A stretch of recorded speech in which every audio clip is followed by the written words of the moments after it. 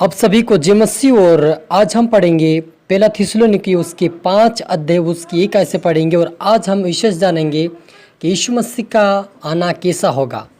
और यहाँ पर लिखा है, पर हे भाइयों, इसका प्रयोजन नहीं कि समयों और कालों के विषय में तुम्हारे पास कुछ लिखा जाए, क्योंकि तुम आप ही ठीक जानते हो कि जैसा रात को चोर आता है वैसा ही प्रभु का दिन आने वाला है। हालेलुया। हम प्रार्थना करें। धन्यवाद मेरे ईश्वर राजा, प्यारे पिता परमेश्वर, आज के वचन, आज के कलाम से पिता हमारी से बातें के प्रभु जी। मेरे ईश्वर राजा, आपके विषय में प्रभु लिखा कि समय और कालों के बारे में आपके विषय में नहीं लिखा कि कब आएगा, लेकिन आपने कहा मैं चोर के समान आऊँगा। कहा प्रभु, आपके बेटा बेटे जितने देख रहे प्रभु जी, आपके वचनों में, आपकी प्रार्थना में तैयार होने पाए पिता। आप उनको तैयार कर प्रभु जी, आत्मिकता में, प्रार्थना वचनों में मजबूत बना प्रभु जी, ताकि तेरे स्वर्गीय राज्य की वारिस बने।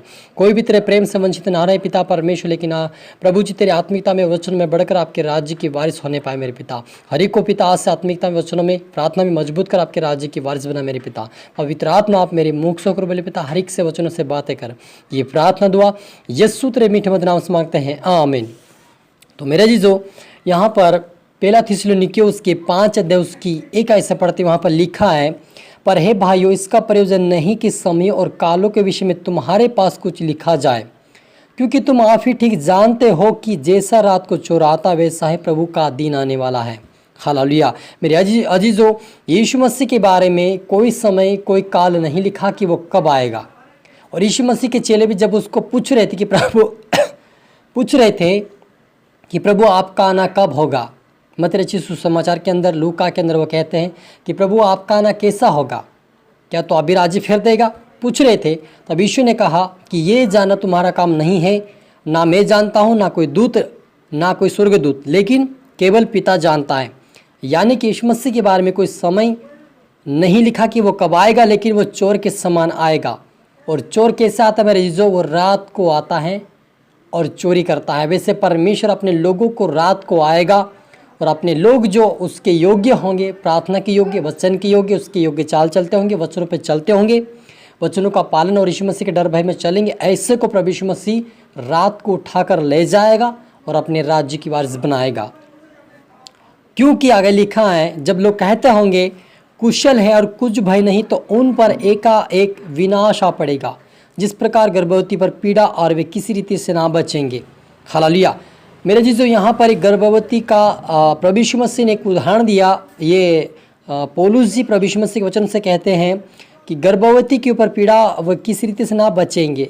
यानी कि गर्भवती, यानी कि जो लोग प्रभु यीशु मसीह से प्रार्थना नहीं करते, उसके वचनों का पालन नहीं करते, उसके डर, उसके भय में नहीं चलते, उनके ऊपर परमेश्वर प्रभु यीशु मसीह का वचन कहता है, उनके ऊपर विनाश और विपत्तियाँ पड़ेगी। क्योंकि मेरे अजीजों, जब प्रभु यीशु मसीह अपने लोगों को उठा लेगा, तो जो बचेगा कौम, उनको प्रभु यीशु मसीह सदो अमोरा का विनाश क्या था वैसा उनका विनाश करेगा। आग और गंधक बरसाएगा, परमेश्वर और पानी से धोकर पृथ्वी को शुद्ध करेगा, और उनकी आत्माओं को शैतान नरक में डालेगा। इसलिए यहाँ पर यदि प्रभु यीशु मसीह के पास उसके संग रहना है, उसके राज्य में जाना है, उसके संग रहना है, तो उसके धर्म, उसके राज्य की खोज करें, उससे प्रार्थना विनती करें, उससे उपासना करें, और प्रार्थना में जागते रहें और प्रार्थना करते रहें, ताकि उसके राज्य की वारिस बने। और यदि आप प्रार्थना नहीं करेंगे, वचन नहीं पढ़ेंगे, उसकी आज्ञाओं का पालन नहीं करेंगे, उसके डर भय में नहीं चलेंगे, तो आप नरक के भागी रहेंगे, और आप आग के गंधक में आपको जला दिया जाएगा। यह प्रभु यीशु मसीह का प्रमाण है। क्योंकि जब हम नए नियम पढ़ते हैं, तो वहाँ पर प्रभु यीशु मसीह ने, जब हम मत्ती रचित सुसमाचार 24 अध्याय को पढ़ते हैं, वहाँ पर भी यीशु मसीह ने अपना आने का आगमन की बातें बताया है, और कुरिन्थियों के अंदर भी बताया गया है। इसलिए यदि आप मुझे उस खुदाबंद के राज्य में वारिस होना है, उसके वारिस बनना है, उसके राज्य में प्रवेश करना है, तो खुदाबंद की आराधना भक्ति करें, आत्मा और सच्चाई से उसकी खोज में लगे रहें। क्योंकि प्रभु यीशु मसीह आगे कहता है, पर हे भाइयों, तुम तो अंधकार में नहीं हो कि वह दिन तुम्हारे पर चोर के समान आ पड़े। क्योंकि तुम सब ज्योति की संतान हो, दिन की संतान हो। हम न रात के हैं, न अंधकार के हैं। इसलिए एक दूसरे के समान सोते ना रहे, पर जागते और सावधान रहे।